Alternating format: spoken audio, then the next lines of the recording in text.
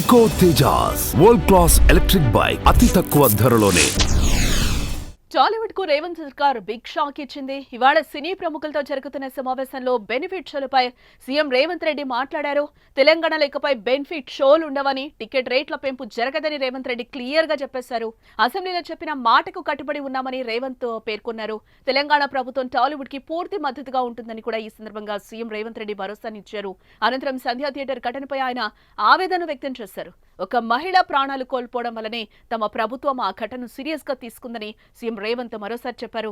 దీంతో శాంతి భద్రతల విషయంలో రాజీ పడేది లేదని సీఎం రేవంత్ రెడ్డి స్పష్టం చేశారు. ఇకపై బౌన్సర్ల విషయంలో చాలా సీరియస్ గా ఉంటామని అన్నారు. అంతేకాకుండా అభిమానుల్ని కంట్రోల్ చేసుకోవాల్సిన బాధ్యత సెలబ్రిటీలదే అన్నారు.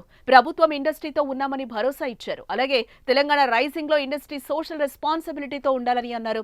డ్రగ్స్ క్యాంపెయిన్, మహిళా భద్రత క్యాంపెయిన్ లో చొరవ చూపాలని పేర్కొన్నారు. టెంపుల్ టూరిజం, ఎకో టూరిజం ను ప్రమోట్ చేయాలని చెప్పారు.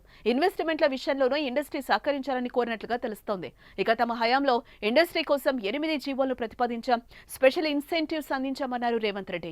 తమకు ఐటీ, ఫార్మా రంగాలు ఎంత ముఖ్యమో సినిమా ఇండస్ట్రీ కూడా అంతే ముఖ్యమన్నారు. ప్రభుత్వం, సినిమా అనేవి రైలు పట్టాల్లాంటివే. ఇప్పటిదాకా మాట్లాడుకునే అంశాలపైన ఉన్న అభిప్రాయాలను మార్చుకునేందుకు ఈ సమావేశం ఉపయోగపడిందని రేవంత్ అన్నారు.